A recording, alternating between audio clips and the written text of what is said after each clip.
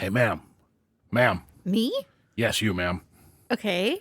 I am in need of a ripper doc. I think What's a ripper doc? you know what a ripper doc is. It's like No, I don't. it's You like think that just because I live in a boating town, I know what a ripper doc is? I do not know anything about docks. ma'am, it's a doctor, a ripper doctor. It's like a tattoo artist, but Why didn't you say? he enhances your body with augmentations. I put something in my head and it gave me a virus. If you put something in your head, I think we need to go to the regular doctor. You know, like an ER doc. No, a ripper doc is what I need. No, honey, I think you need medical attention. I don't know what that is. You don't know what medical attention is? I'm an idiot. And I even know what medical attention is. We're not getting anywhere because you really are an idiot. The Bellinger sisters and Cyberpunk 2077. Enjoy Mellow Mushroom.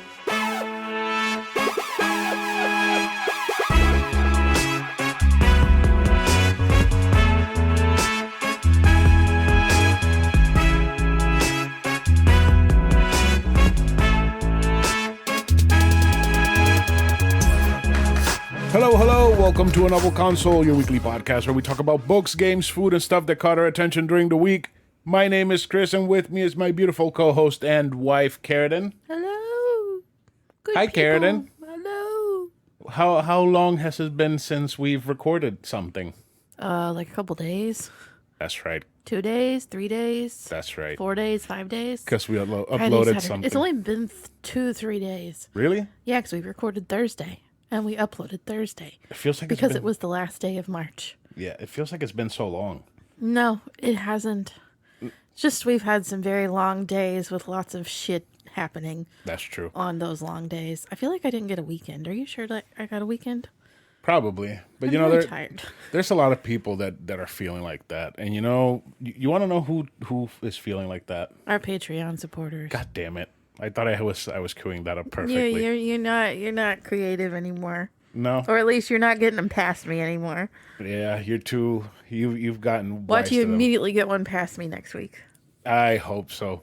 Yeah, Patreon. We uploaded, what did we upload on Patreon this We week? uploaded the Lord of the Rings animated film critique. Critique. Critique is a generous description. Yeah, so if you want to hear everything about Gandalf's LSD eyes, just And Gollum is a Frieza nutsack. freeze a nutsack. Just go over to our Patreon, patreon.com/novelconsole. $2 a month gets you access to that episode and many Only more. $2 a month. Plus, because I am finally talking about Cyberpunk 2077 on this episode, we get to do a backlog of Doom episodes soon for people to vote on. Isn't that great? No. It's really not. Because Cyberpunk took forever. Karradyne reviewed her book, and now she's reviewing 2 books today because she's an overachiever. Yeah, I read that book at the beginning. I had it done by the beginning of the month. And it's now April. I know.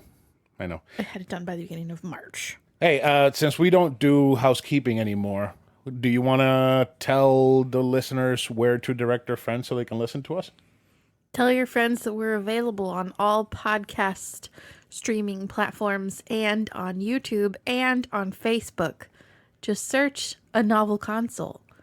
Or just send them the link of where you're listening to. Also, Yes. please give us a review. We would appreciate that. And send us an email at anovelconsole@gmail.com. Yes. Anyways, that's enough of that. You watched Secrets of Dumbledore this past week. I did! That was my latest movie invite. And the movie does not come out until April 15th. We have the possibility to go see it again, because you didn't get to see it. I didn't get to see it. But we have the possibility to go back and see it, and you finally see it this time. It is really, really good. They tie things up very nicely. Literally within the first 5 minutes of the movie, you're like, what? They're already going there? They already killed Eddie Redmayne? Oh my god. I can't. It's very good. It's very long. It is very long. It's like... Also, I don't know if they kill him or not in the movie, so that's probably not a spoiler. He doesn't know anything about the movie. I think it was almost 3 hours long. It was a long-ass movie. Almost like the Batman. Yeah. About that same length. So make sure you go potty and get your Before? snacks. Okay. I'm kind of bummed because they didn't invite us to see the Sonic movie, and it comes out this week. Well, but keep in mind that that movie is the first one that they've really invited me like really far in advance. I They invited know. me like a week before the showing, and the movie's way before the movie came out, like 2 weeks before the movie. So I mean, I could literally get an email tomorrow inviting us to see Sonic like Wednesday night or something. I would explode. We would Oh my see it gosh. twice in a week. We will see that You movie wouldn't let me get twice. a refund and use our tickets for something else? No, we will Our see that. free ticket that was also free. We will see that movie twice. Oh my god. What was I gonna say? So it's weird because if they were gonna do a thing like that, I would think that they would invite you again because every single time that we've gone to these showings, all of the quote unquote influencers Or the media. or the media are just people that have any type of Instagram with a following. So foodies, clothes people, Yeah, whatever. lots of foodies, fashion people. There were a bunch of Harry Potter influencers at the Dumbledore showing that I had not noticed at any of the other showings. There were several people that I didn't recognize at You this know, one. you know what's weird? I don't think there's anybody in Orlando that's a quote unquote video game influencer apart from Ant Dude. And then again, he doesn't really claim that he's from Florida. So, Interesting. yeah. So Maybe you should do what I do and you should have another thing that's only video games. the thing is, I don't know how to take pictures. Yeah, So yeah, they would be you're pretty bad. terrible at taking photos. Yeah.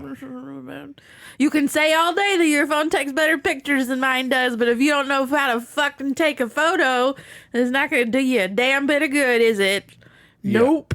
I can tell you're tired because that country came I out am real so hard. fucking tired and my feet hurt. I think one of them's swollen. It probably is. Oh. So you've been getting invited to these movies. Yeah, and I am loving it. Thank you, Allied Global Marketing. Not that you're going to listen to this show.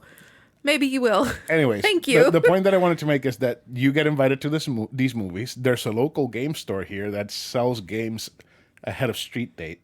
So sometimes I get to experience games before they're released, which is great. Like the movies. But the bad part is that I got to pay for the game, True. which I don't mind doing because it supports the store. I love that store. Pretty much everybody is a retro gamer in. But it would this be so much area. cooler if they gave it to you because you were a cool influencer. No, I went. So I went to get the game. I didn't tell you this.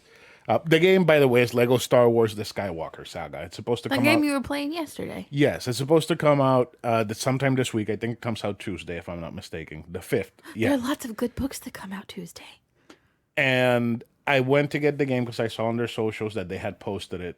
And when I get to the store, I walk in, and one of the guys already recognizes me. It's like Skywalker Saga. I'm like, yeah. And the owner of the store was there. And the guy and I were just talking, and I see they had the limited run games Castlevania collection there. And I look at it, I ask the guy, how much is that? And he says, oh, it's $90. I'm like, no, I'm good. And the owner of the store looks at me and I say, which one do you want? And I said, well, it doesn't matter, but because I'm not going to buy it, it's too expensive. He says, well, I'll give it to you for 80. I'll knock $10 off. I'm like, no, Yeah, no, that's still Can't too do much that. money. I can't When you do get that. that high, $10 does not make that much of a difference. I said, no, I can't do that. My wife would kill me because we're going to Yes. Puerto Rico soon. And then the guy that was helping me, he says, oh, if you would have done it, he was going to say April Fools because, today is April Fools. And the guy looks at me. Bitch. The owner looks at me. He says, "No, I wouldn't mess with him because he's way too big." And I told him, "It's like you can mess with me all you want to, because I don't want to get kicked out of here. I love this place way too much for that."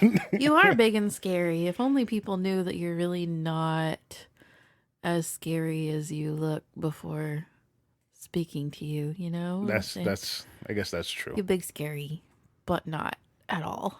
Non-threatening, kind of like a giant stuffed teddy Teddy bear. bear. Those ones that you see in Walmart for Valentine's Day. So yeah, I'm kind of like one of those. But sometimes you get the angry face. Yeah, I get angry a lot easily. Anyways, Lego Star Wars: The Skywalker Saga. I played the what's it called? Episode 1 segment of the game because it's divided kind of per segment per movie. So you have 1, 2, 3, 4, 5, all the way to 9. And I absolutely loved it. You get to play as Qui-Gon Jinn, as Obi-Wan, Anakin, Jar Jar, Amidala, Padme. You get to play as all these characters, and they all have different abilities. You get lightsabers, guns. The shooting is so good. The fighting is so good. The game just feels way too good to be a Lego game. Like, I haven't played Lego games in a long time, probably since Marvel Superheroes 2.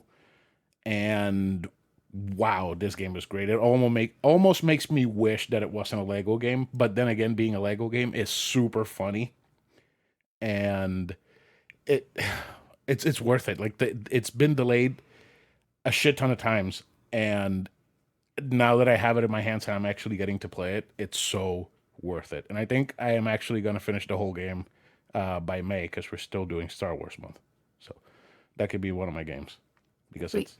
it's a ton of fun. I don't think there are any Lego Star Wars books. Probably not. Just Star Wars.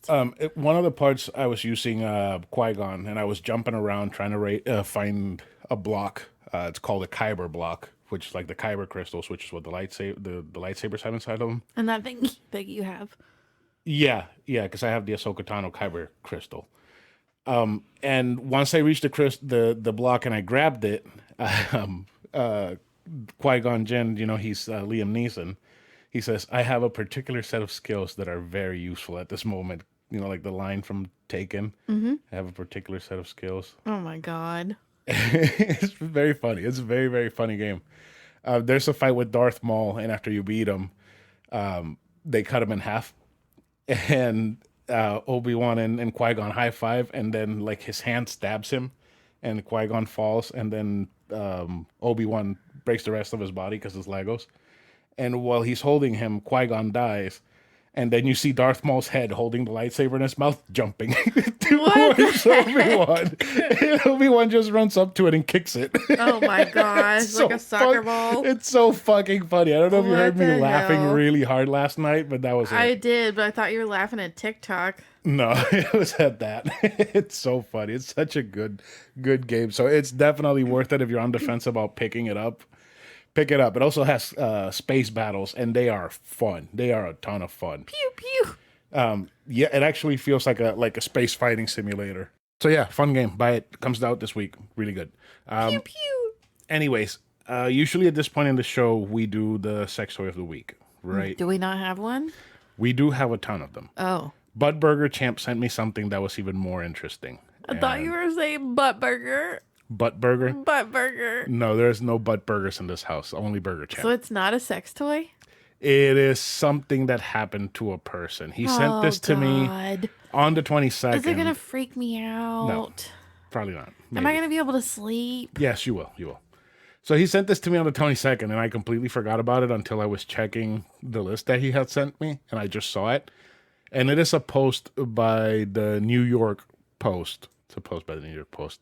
It is of a woman who had a UTI, and it was actually a glass tumbler lodged in her bladder for 4 years. How? I have no idea, but look at it there. What the hell? So I'm just going to read a bit of the article. It says a woman who doctors thought had a UTI actually had a glass tumbler stuck in her bladder for 4 years. The 45-year-old came to the hospital complaining of typical lower UTI symptoms, such as leaking. Of course there's leaking. It's pressing up against her bladder. But doctors were left stunned when scans revealed there was a glass inside her bladder. It was encased in an 8-centimeter wide bladder stone, which are normally so small they are hard to see with the naked eye. That bladder stone was so thick that it was about 3 inches wide. How is that even possible? And why the fuck did she have a tumbler inside her body? We get into that now. Oh my god. The woman from Tunisia revealed she had used the drinking glass as a sex toy a number of years before. Evidently, she had inserted it into her urethra, the hole from which females urinate, rather than the vagina. Her Like I case, said on that urethra episode, if you fucking touch my urethra, you're getting cut. That hurts. That doesn't feel good. It hurts. her case was published in a medical journal, including the astonishing scan and an image of the glass and bladder stone.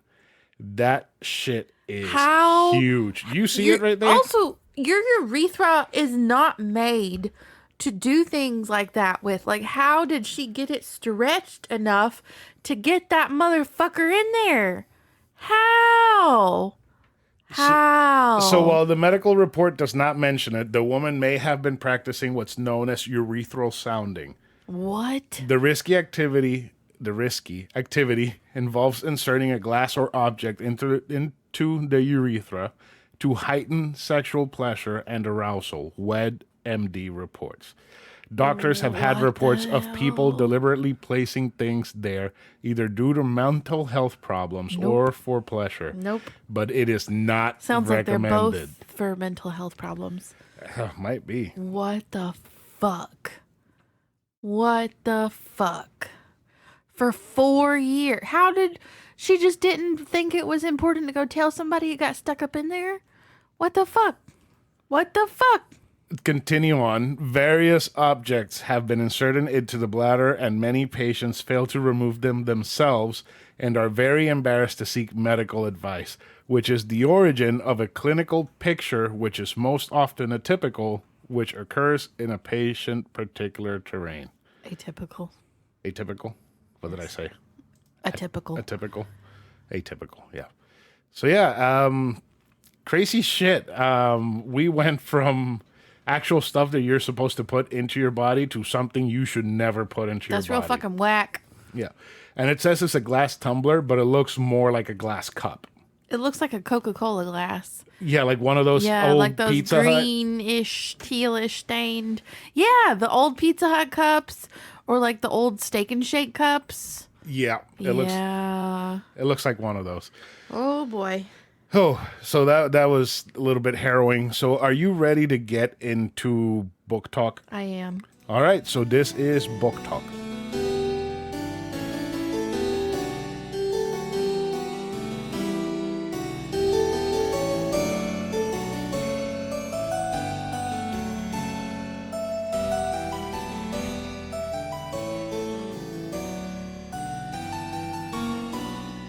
Today, I am talking about the Bellinger Sisters duology by Tessa Bailey.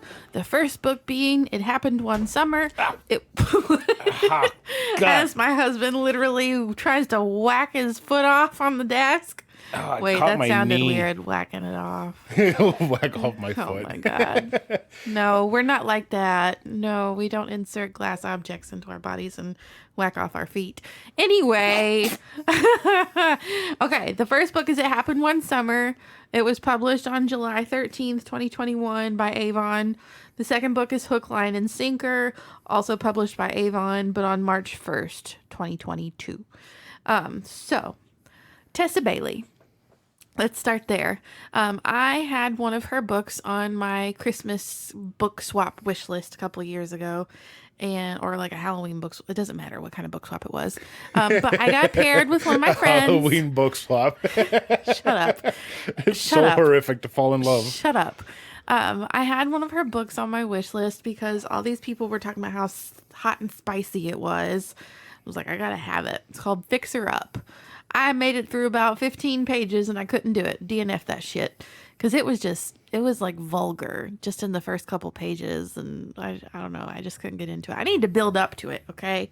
Like we can't go out the gate. With urethral insertions. Yes, exactly. Okay. We got to build up to that. We got to build. I need some foreplay, okay? Oh, although I guess that was foreplay. Anyway. Oh, God. Shit, I don't want to know what the main course is. So, like, at that point, I was kind of like, oh, maybe Tessa Bailey's just not for me. And then back over Christmas, Tessa Bailey had written a short story. I can't remember if I mentioned it on the podcast. I think I did.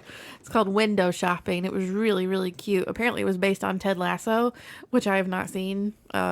Yeah, you have talked about that before, and I remember telling you that we should watch Ted Lasso because everybody Okay, apparently loves it, and we never need to got watch to Ted that. Lasso, but we also need to watch this next show. So, my friend Aaron, reading in Fairyland, who now owes us like $1 million, We should get a bell for every right? time that you mention her. We could ring it. Yeah, we should. We should. But she reviewed It Happened One Summer and said, like, oh my gosh, Tessa Bailey is a genius because the heroine of It Happened One Summer is based on Alexis Rose from Schitt's Creek. She's the sister. Ew, David! Oh, this is that book. Yes, it's that book. Because Alexis does not really get happy ending love interest in the show. Spoiler alert! But Schitt's Creek has been over for a hot minute now, so sorry. There are tons of memes and shit on the internet. Surely people know this by now. I don't know. Surely. Anyway, so this book, the first book is based on Alexis Rose, and man, Tessa Bailey really captures her aura and just Her horror. oh my god. Is that like a thing in the book, or is that just how the words sounded coming out of your mouth? It's just how it sounded coming Oh, out of okay. my I thought it was like Shut you're- up. Her I'm aura. being Aura. serious. I'm not Oh my god. being facetious. Are you sure? Yeah. Do you even know what facetious means? No. You only know what you've heard me say it before. I've heard it in context. Like every other word that I God. know. I'm So like a parrot. This is also the book where she's in love with like a broody, tall, sexy fisherman, and Tessa Bailey said she pictured Tom Hardy as this like 6'4" man. He's not tall. He's not that tall. He's a little bitty dude compared to that. Jeez, he's like as tall as me, right? I think he's a little About. bit taller than me. But yeah, so you have Piper Bellinger, who's based on Alexis Rose, and this all happens within the first couple minutes of the book, so I'm not spoiling it. She's a spoiled brat whose stepdad has millions and millions and millions of dollars. She does not work, she does nothing, she just parties. And her boyfriend is like, you're really stupid, and I just wanted to do this for the summer so that we could have sex, and now I'm done. And she decides to take it out by throwing a huge party at the hotel where she's staying. And they break into the pool after hours and throw this huge celebrity spoiled brat party, and they get arrested. And stepdad is finally like, you know what? You are a joke. You're just living off my income. You've never had to work for anything in your life. I'm shipping you off for like a, scared straight type deal thing where you're going to go stay in the bar that your dad owned before he died. And you're going to live out there for 3 months, figure out what the fuck to do with your life in bumfuck nowhere, Maine. That's just like a fishing town. Like King Crab Fisherman fishing town. Yeah. Yeah. And she has a little sister, Hannah, who is also a spoiled brat, but has done a little bit better and actually has a job. Isn't totally mooching off of stepdad, but she feels bad that Piper's being sent away, so she agrees to go with her. So they go to this fishing town, and oh boy, so many wonderful, fun times ensue. They get to meet their grandma that they didn't really even know existed. They learn more about their dad. They learn that they maybe are not just spoiled brats. And You're gonna say they learned that they're not maybe related. oh my gosh, no. It's a really, really good slow burn romance. It's like borderline enemies to lovers. They're not really enemies, but I guess they're kind of enemy-ish.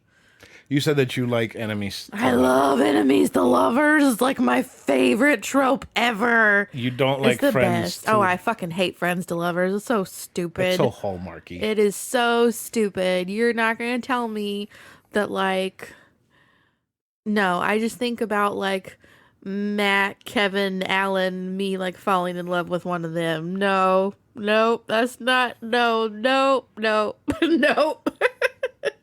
Nope, it's not my cup of tea. But I've also never fallen in love with an enemy.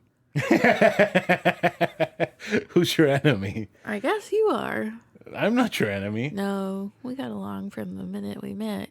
Yeah, it would be weird if it would be like my enemy is Jimmy Fallon, and I fell in love with Jimmy Fallon. Oh boy. Oh God, I hate that guy. But yeah, no, enemies to lovers is my ultimate favorite. I also love fake dating.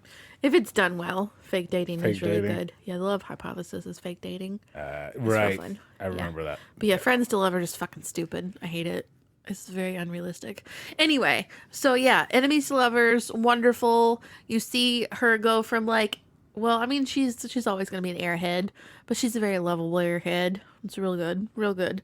Tessa Bailey did an amazing job. Writing And then, yes. So basically, Hannah, the little sister, that's who the second book follows, Hook, Line, and Sinker. I didn't think that there was any way possible that I could love this book more than I liked It Happened One Summer. I was obsessed with It Happened One Summer. I mean, I couldn't put it down. I wound up putting aside every other book that I was reading to finish this one. I mean, I was in it. And I was like, I have to go buy this other book. I went and bought it like the week it came out, I think. And I immediately devoured it too. It's so fucking good. So basically, Hannah was like obsessed with some director that she was working with. But then she meets one of the fishermen, and he's kind of a womanizer. But they become friends. It's still not really friends to lovers, because they're mere acquaintances, really. They're not friends, if you get what I'm saying. Oh God, I'm admitting that I liked friends to lovers here. Jesus. I mean, do they go out drinking every day after work or something? No, and like when I say that I don't like friends to lovers, I think I'm thinking more along the lines of like people we meet on vacation where they've been friends for like ever, and then they wind up falling in love. Like, I just have a hard time buying that. Like, you've literally known each other forever and you're just now falling in love. Please. That's so weird. Yeah, I don't get it. But yeah, so Hannah's story is really cute, and Hannah is also obsessed with music, so it's like very music heavy. That's why I wound up listening to sea shanties and nothing else for several days. Remember when I was doing that? And then I started singing one. Yes. And you were kind of surprised. What? I just wanted to drive out to the beach and just read that book on the beach and listen to sea shanties. And listen to wow. What is it? Early in the morning? Yes, what's it called? early in the morning. Whatever. I was listening to that sea shanty medley a lot. The one that starts with "There once was a." A what? There once was a ship called the Billy or something like that. Yeah. But yeah, hers is really music heavy. Like, she's always got her headphones in. She has the perfect song for every single moment. She has like a walking through town playlist. She has a road trip playlist. Playlist. And let me tell you, these books are steamy as fuck. They are steamy. But we build up to it. So it's okay. Okay. That it's real raunchy. But I mean, like, this woman likes the dirty talk during the acts. And some of it did get me a little bothered. Not in a hot and bothered way. More like a, should they really be saying this? Like, oh, I love your dirty pussy. And I'm like, oh my God. Oh, no, boy. No, take it away. Oh, God. No, don't ever say those words again. God, I want to rip my eyeballs out. I'm taking liberties. I don't think that's actually a phrase, but you know, just they say raunchy things to each other that I'm just kind of like, I don't know that people actually say things like that. But there's still very, very cute books, and I mean, the storyline is just wonderful aside from the raunchiness. I highly, highly recommend checking them out. Both of them. They're so cute. So if you had to rate the experience of reading those books, what would it be? 5 stars for both. 5 stars? 5 stars across the board. They're both going into my favorite list. They're so fucking good. So good. they're contenders for your book of the year? Oh yeah, oh yeah. They're both gonna be like probably in my top 10, if not top 5. Nice. Yeah, they're amazing. But we're waiting for Fury Song. I think Fury Song's gonna knock everybody out of the park. Fury Song. Yes, it's the third dragon book that I've talked about. Fireborn and Flamefall. Oh, right, right. Yeah. Fury Song. Not the Tea Dragons. I'm so ready. You know, not the Tea Dragons. I like the Tea Dragons. I wish they I would do make a too, comeback. but what? they're just graphic novels. That's all right. You can talk about them on the show. Yes, I can. All right, so that's 5 stars for It Happened One Summer and Hook, Line, and Sinker. So let's go ahead and get in some games and stuff. You're too excited.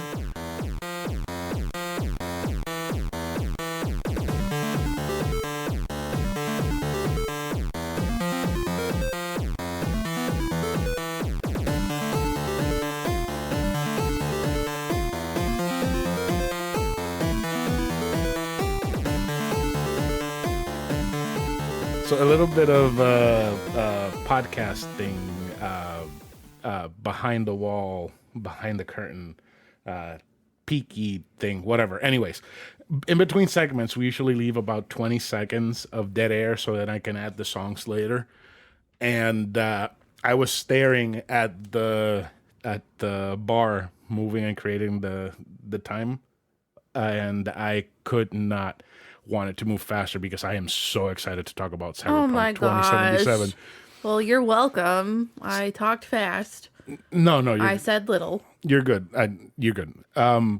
So I know that's our patrons chose Cyberpunk because they thought it was going to be awful, A dumpster fire. a shitstorm, and I just got to say, you were all wrong.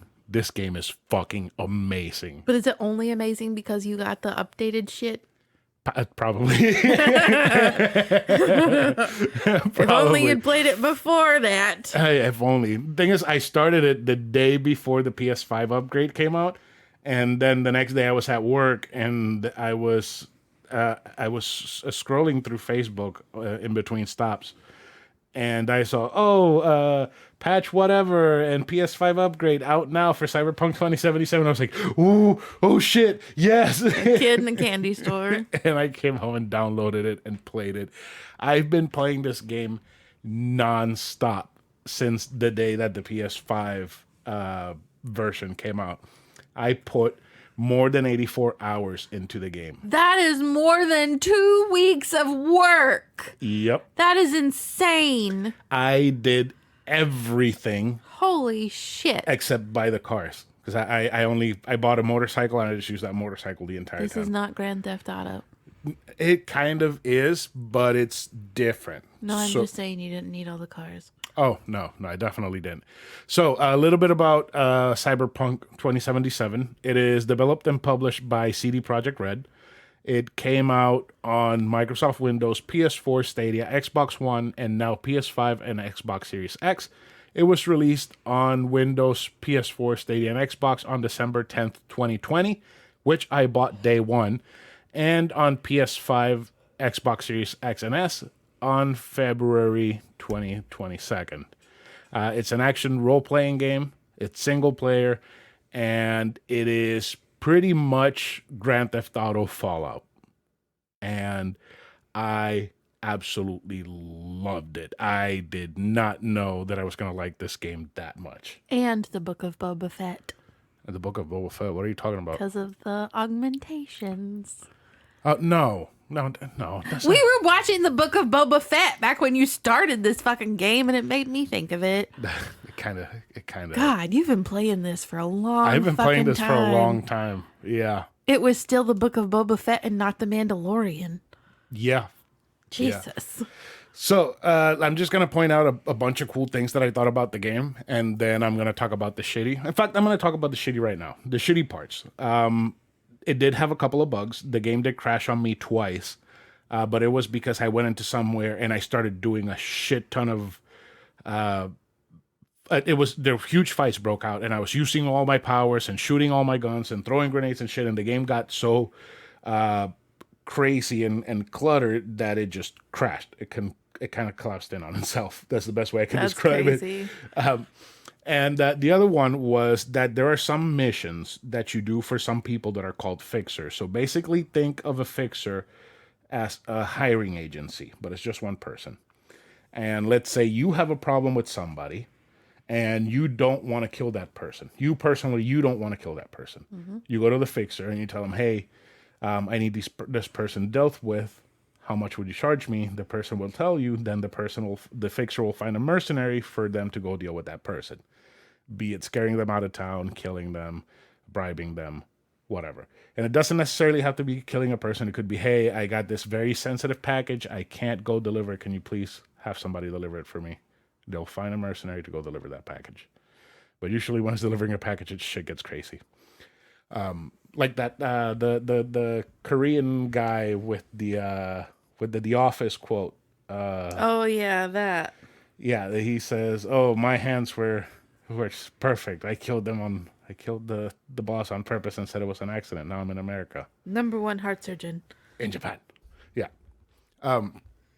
that was one. So, anyways, where I was going to with the fixers is once you finish their set of missions, they give you a reward. Sometimes it's a car, sometimes it's a gun, sometimes it's clothing. And the problem with that is that once you get that item, if you sell it, it's gone forever. You can't get it back. So you only get one of those items in the entire game. And you have a crafting system where you can upgrade them from whatever level it goes from common to rare, legendary, whatever the fuck. I don't know that scale. All I know is that orange is the best one. So one of the mercenaries gave me a really good shotgun. And I was building my skill tree, because you have a skill tree that you can build up with abilities and whatnot, so that I could get a specific perk so that I could upgrade that shotgun to be practically the best gun in the entire game. And I had this mission where you have to go into like this club, and at the club you got to leave all your guns in a safe. Once you're done with everything, you come back, you grab the guns, and you leave. The problem is that I did the mission. I accidentally killed everyone, because that happened a lot. Accidentally killed everyone. Yeah, I accidentally killed everyone. Okay. So the fixer calls me, hey, thanks for doing the mission. Good job. I'll send you the money. And I grabbed my guns. I walked outside, and the game didn't register that I had picked up my guns. So it gave me the prompt to go pick up my guns so that I could finish the mission. I went back to pick up the guns, and it put all the guns in storage, and I couldn't get them back. And his shotgun was one of the guns that I lost. I lost all of the great guns that I had on me, and I was very, very mad. Oh my God, that was so fucking annoying. So that specific one, and the crashes are pretty much my only complaints about the game. Basically, that is it. The rest, it's pretty minimal. Yeah, the rest of the game, holy shit. So some things that I like. Okay, first thing, the robot prosthetics. So prosthetics, right now in this world, if you lose a leg, you get a metal rod that attaches to your knee and a fake foot. In this world, you get a whole fucking leg that works and everything. It has feeling and everything, so it's a real leg. That's weird. But made out of robot parts. And the cool thing is that it's because it's set kind of in like an alternate reality. They had all of this shit in the 2020s and like the early 2020s. Like in the beginning of the game, there's a mission that is set in the year 2020. Yikes. And I don't want to go back there. And the thing is that in that mission, you get to use Keanu Reeves' character, Johnny Silverhand. And it's 2020, and he has his robot Silverhand, and because he lost his arm to COVID. I have no idea what happened. He lost his arm to COVID. He probably did, because he was a chain smoker. And prosthetics don't just mean limbs; they also mean eyes, lungs, stomach, livers, anything. Basically, you can live forever in the world of Cyberpunk 2077 as long as your brain is fine, and even then. Your brain is so highly augmented that you can basically live forever. Like one of the characters in the game is more than 150 years old, and he just looks like he's 60. That's cray-cray. It's so crazy. I love the idea of the Ripper Docs, which is basically a tattoo parlor. What's a Ripper Doc? Exactly. It's a tattoo parlor.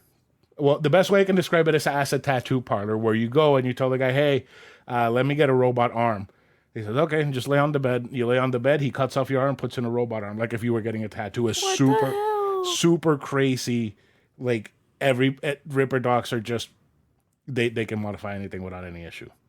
And there's a lot of the times in the game where you're almost dead and your only help is a Ripper doc, and you have like a fatal wound, and they manage to heal that fatal wound. The Book of Boba Fett. Somewhat something like that, except it's faster and not pistons going up and down in your stomach. I like that in the game there's these things called daemons or demons, which are these abilities that you can use to hack enemies. And when I say hack, you can do anything from burning their electrical circuits in their wiring in their head, having them have a full-blown aneurysm with fire and sparks coming out of their eye holes. Dang. Yeah. You can make them commit suicide. What? And the one that I found the funniest is called Contagion.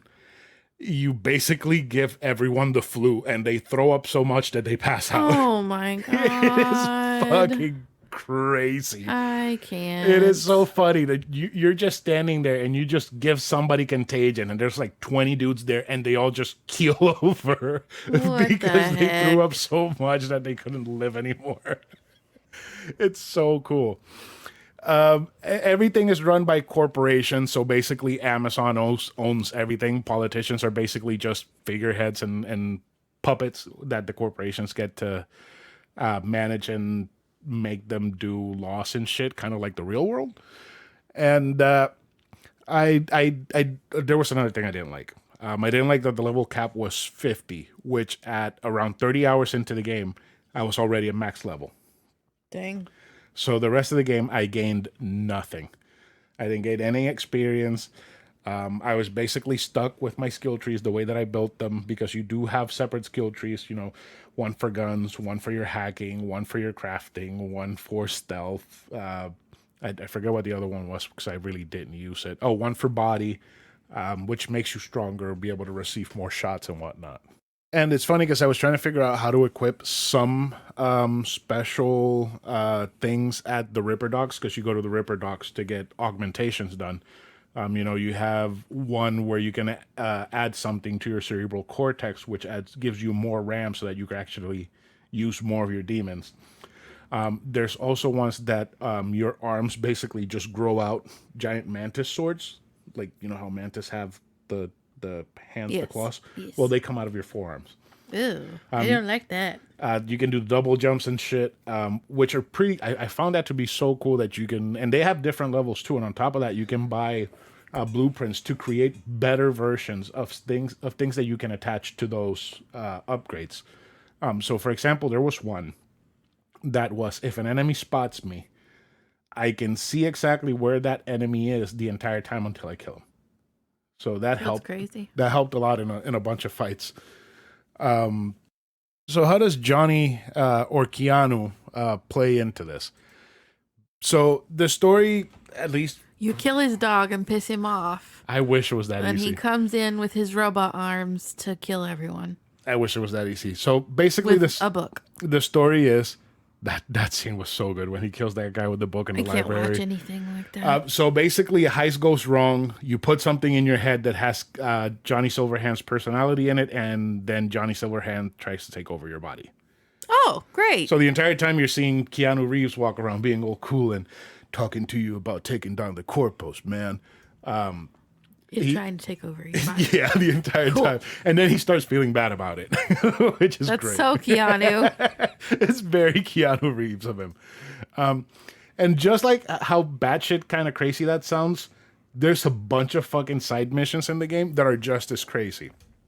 So here's a couple of them. There is one that I found shocking. It was so fucking shocking, this side mission. And I am glad that this game did horribly when it came out, because if religious parents would have found out about this mission, they would have tried to boycott the game.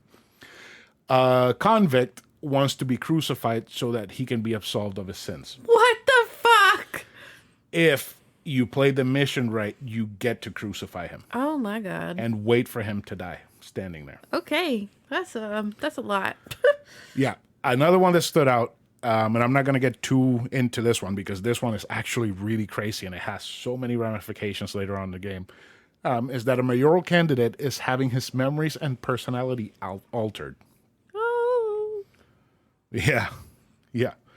And they're just like that. The rest of the missions, they're great. There's one about trying to find the victims of a kidnapper. And after the kidnapper had got shot by a cop in a traffic stop. That's crazy.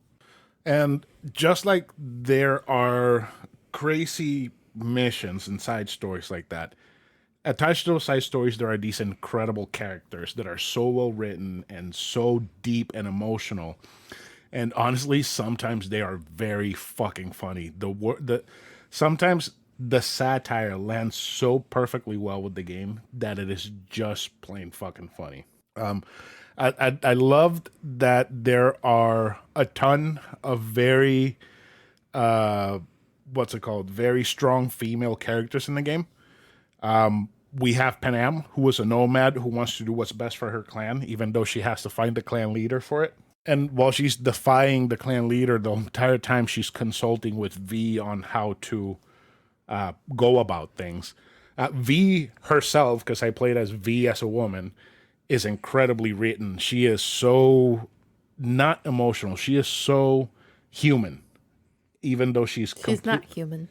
What? Even though she's not human, right? Even though she is so completely altered and she lives in this world that's incredibly detached, where killing somebody is just a Tuesday. Did she used to be a straight up human? Yeah, everybody's basically a human. Okay, I thought she was an android for some reason. No. Everybody's basically human, but everyone's pretty much augmented in some way. Pretty much everybody has a chip in the back of the head that they can alter and whatnot. I see. So basically what Elon Musk is trying to do is what's happening in the world of Cyberpunk. So Elon Musk is the Antichrist. No, he is Richard Knight, the founder of Night City. Anyways, Judy is a member of a gang called the Mox, which is a gang of all women that run a BD joint. And a BD is a brain dance, which we talked about. What? We did? We talked about this? We talked about this on the Patreon episode. Brain dance is basically, okay, let's say your experience of, let's say a day in the life of Karradyne. Wake up, go to work, come home, eat, watch TV, read books, go to bed. A BD is all of that encapsulated, filmed so that people can put the chip in their heads and experience that. Oh. So all of the emotions that you feel throughout the day and everything that happens throughout that recording. So they'll get to feel all my anxiety? Exactly. Cool. I'd love to give that away to somebody else if they're willing to take it. There's one particular scene where the first time that you do a BD, it's about a guy holding a convenience store and then getting killed on his way out. And V is completely shocked at what happened because she felt the fear of him going in to hold up the store and then felt the blast of the gun in the back of her head. What the fuck? So you get to feel everything on BDs. No, thank you. Judy is a pro editing and creating BDs. Then there's Rogue, who is basically the best fixer in all of Night City. And she is like 90 and she looks like she's in her late 30s. And she is a complete and total fucking badass. I thought you were going to say bitch. No. Wakako is an older Japanese woman who works as a fixer out of Japantown. And nothing happens in her part of town without her knowledge. And my absolute favorite, Claire. She works at Rogue's Bar as a bartender and is a fan of these type of races where you shoot at the other cars and get shot at. She has a revenge story, and later on, there's a big revelation about her, and you're like, huh, yeah, they treated her like they were supposed to, like, it's really no big deal. And I wish I could have romanced her, but unfortunately it wasn't an option because I think V and her would have been a super cute couple. Game, it has so much. I didn't even touch on the guns. There's a bunch of different types of guns, but my favorite were the smart guns. Um, Basically, you have to get an upgrade for you to be able to use smart guns. They have this reticle that's big. It takes up about a quarter of your screen, and whatever's in that reticle, if you shoot, the bullets are going to hit it. So it was super crazy seeing blasting a shotgun for like 30 feet away and have the shotgun just knock somebody off completely from their legs. And that's another thing. Depending on where you shot the person, it would have a different reaction. So if you were fighting somebody and you were shooting at them and they weren't taking much damage and you needed them to be gone for at least a couple of seconds, you could always take out your shotgun and blow the legs out from under them. And the way that they animated it for it to react was just so good. But let me just start wrapping up. I loved Cyberpunk. I hated that I lost my guns. I hated that the game crashed 2 times. I hated that I reached level cap 30 hours in and I still had 54 hours left to go. And I also did all of 4 of the 5 endings, because there's 5 endings. And most of the endings were exactly the same after a certain point, but the lead up to that ending is what made it different. And there was one particular ending, which is Johnny Silverhand's ending. That is the one that I'm going to accept as canon, and it is the one that shows the most growth to any of the characters in the game. And I absolutely loved it. And Keanu Reeves... You're just a Keanu slut. Keanu Reeves is an angel, and I would love to see more of him in video games because he is just amazing. And Johnny Silverhand is a badass and a dickhead and an asshole. You're gay for Keanu. I'm a huge fan. That's okay. I'm gay for some ladies. Yeah, you are. And honestly, even though people wanted me to hate this game, I loved it. And for me, playing this game, my experience with this whole game, it's a 10 out of 10. Holy shit. You know how rare that is? Well, Donkey you Kong, are so stingy with your 10s. Donkey Kong got a 10 out of 10 because it deserved it. Because it's that good a game. And all the games that I give a 10 out of 10 is because of that. But there hasn't been a game in a while that has gripped me like Cyberpunk has. Oh, I know. It was like Yakuza all over again in here. Pretty much. You were in it. Yeah, it was. You were in it. And that was all you talked about.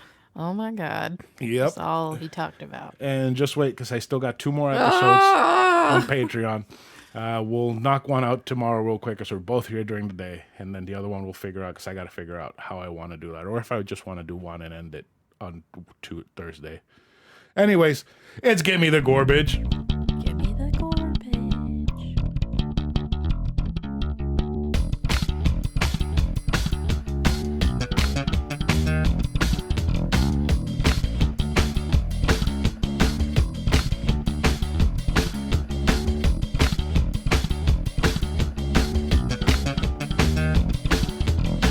About the second week in a row where you didn't ask me what time it is so that I can say it first.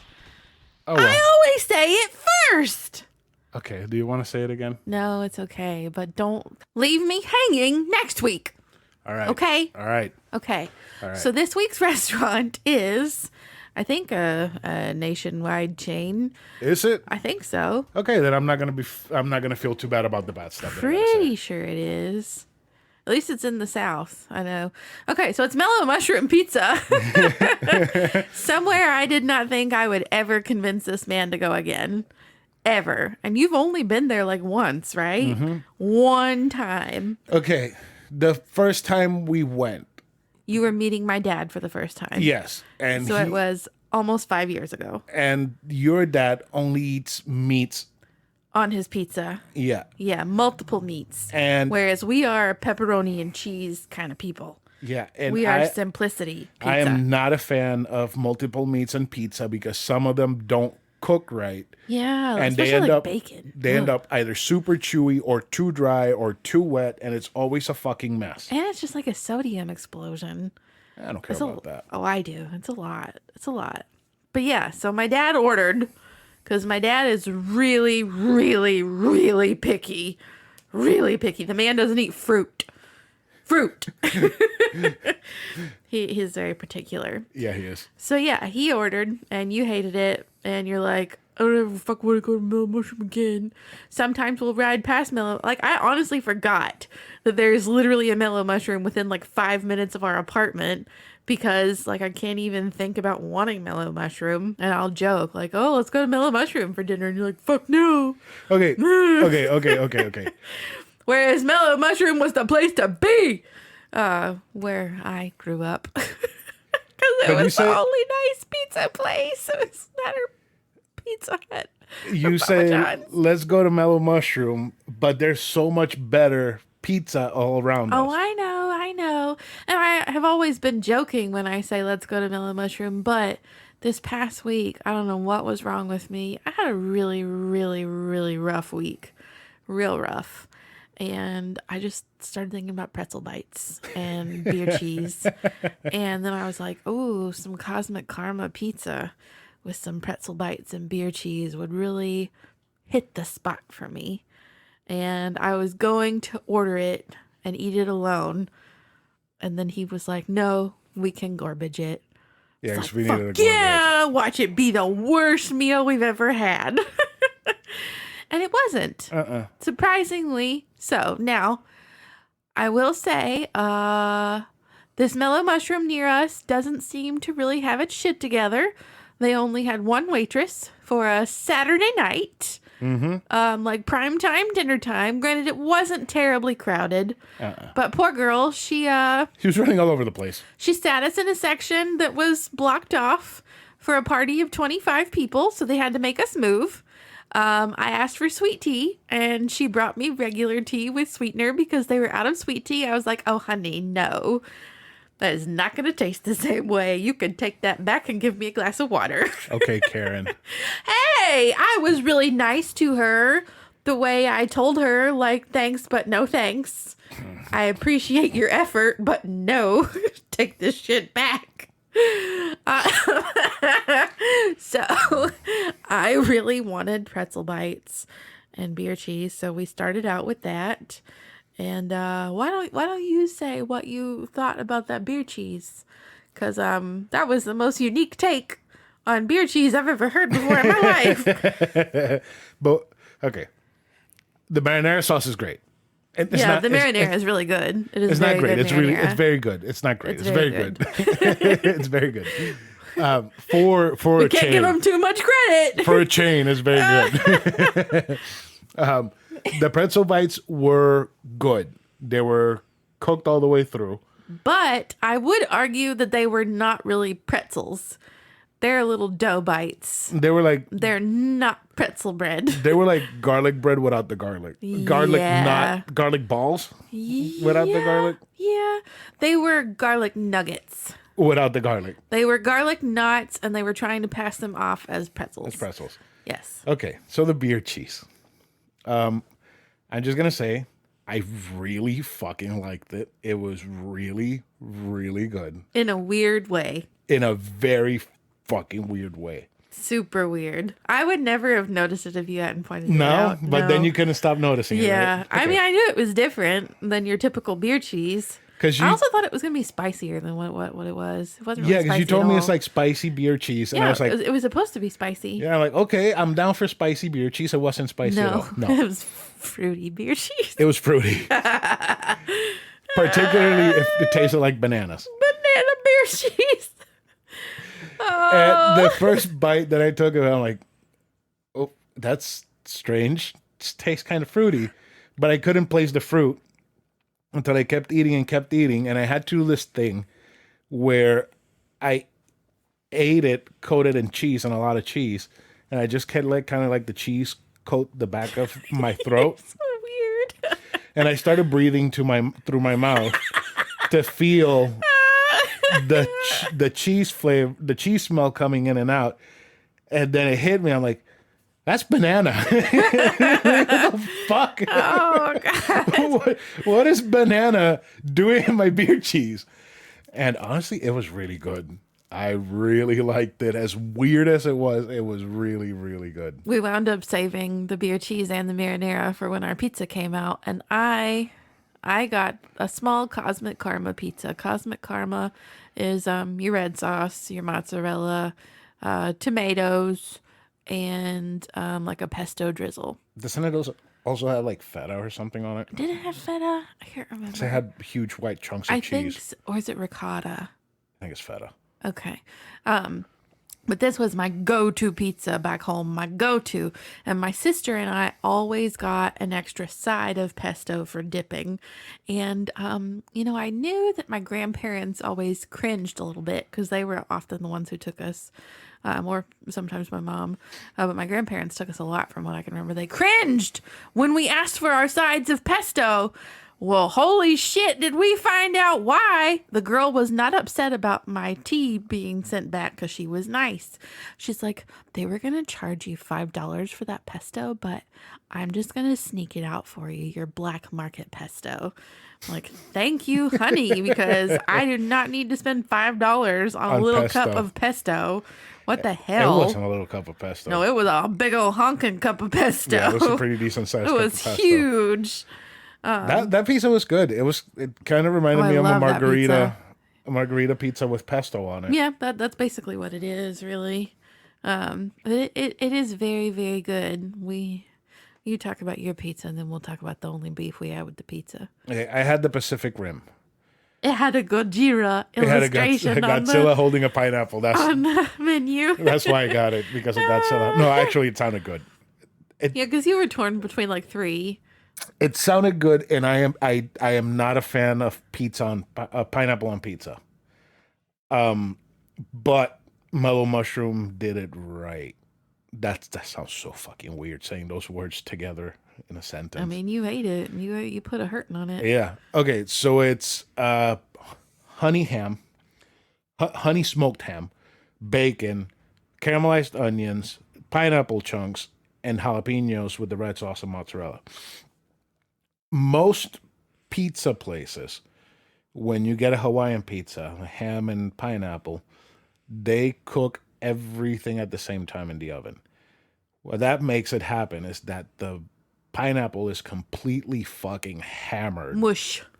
It is pineapple flavored hot paste. Yes.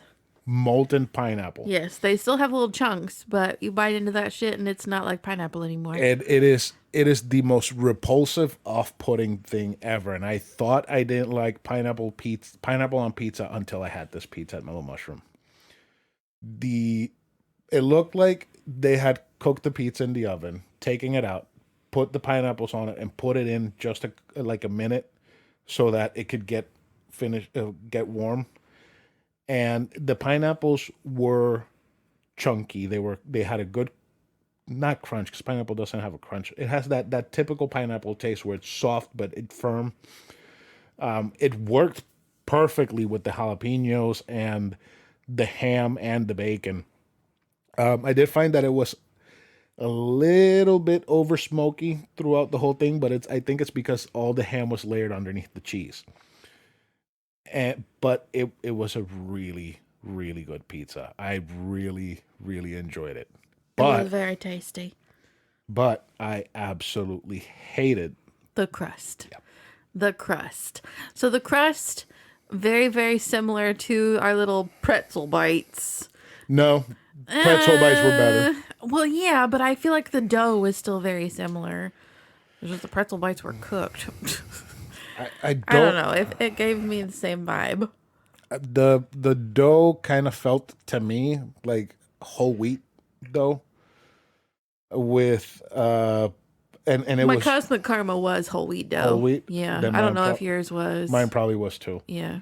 I'm gonna say that the parts that had the pizza toppings on it, it was nicely crunchy and everything was like nicely crunchy, but it needed to be cooked longer. Yeah. The whole pizza felt like it had gotten to the point where it's cooked and taken out immediately after it's cooked. Yes, and so it was still like, it was cooked, but it was still like doughy and mushy. Yeah. On the inside. So like almost a raw feel. It was very chewy. You had a Yeah. nice little layer of crunch just on the outside, but then it was chewy as fuck. So I like my And not pizza very crust good. to be New York style, where it's just pizza dough. That's it. Yeah. But this one is just weird. And then we saw in the box that it's made with spring water, and spring water's not even good for flushing the toilet. It's Somebody feels very passionately about spring water. I feel very passionate about water in very general. passionate.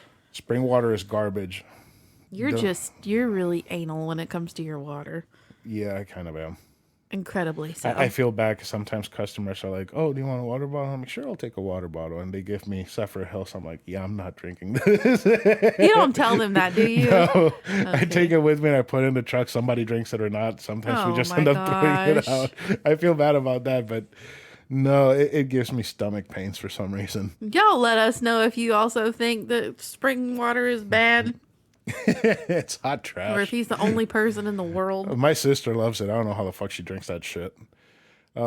Anyways, anything else you got to say about Mellow Mushroom? I thought it was going to be like an eating my memories experience, and it really wasn't. I don't know. But that you like it. Yeah, I still liked it, but I don't know. I think I just remembered it more fondly than I still enjoyed it. It's just I don't know. I don't know how to explain it. Think if we go, Again, yeah, I actually like that pineapple pizza. it really was not bad at all. It wasn't bad. I did find that it was expensive. A small pizza, a medium pizza, a soda, and pretzel bites. It was $52. Yeah. I wouldn't pay that amount of money Oh for that yeah, pizza because again. your pizza was a medium and it was more than $20, right? Yeah. Yeah. Mine was a small and 14. Yeah. You can It get a just still fucking got- Pizza Hut large pizza for $14. Yeah, I still got two Or slices less. there that I can eat later. you need them for breakfast tomorrow. Anyways, what are we rating this? What are we rating our experience eating there? Okay, let me read it. All right, so on a scale of garbage, meh, okay, almost garbage, and god tier garbage, what would you rate this food as? I think it's okay or almost garbage. If it wasn't for the dough, my pizza, I would say it was garbage if it wasn't for the dough. If the dough would have been better, it would have been garbage, but it's almost garbage for me. Yeah. Because like the where the toppings were itself was good, but then you got to the crust and it was kind of like not there yet. Are you fine with almost garbage? I'm okay with that. That's reasonable. Okay. Hey, we have a very special birthday today. We do? Yeah. Today? Yeah. April 3rd. Yeah. It's Wyatt's birthday. He's never going to listen to this. No. Happy birthday, Wyatt. Who else's birthday? It's Metamorphic Ace birthday today. Oh, hello. Happy birthday. Does she listen? Yeah, she does. Okay. Every Happy week. birthday. Really? Yeah. Oh. Yeah. You didn't tell me that. Yeah. So happy birthday, Keishla. Birthday. Yeah, I hope you had a good day. So that's it for this week's episode of Novel Console. Karradyne, do you want to say goodbye in your best Keanu Reeves voice? You know that I've only seen like two Keanu Reeves doesn't movies, matter. right? What do you think? The he sounds Matrix and Something's Gotta Give, where Just- he is a very minor character. like? Just say goodbye in Keanu Reeves' voice. Goodbye. No, I can't do it. I can't do it. I can't. I can't either, but it's like Goodbye, everyone. it's like goodbye, everyone. Okay.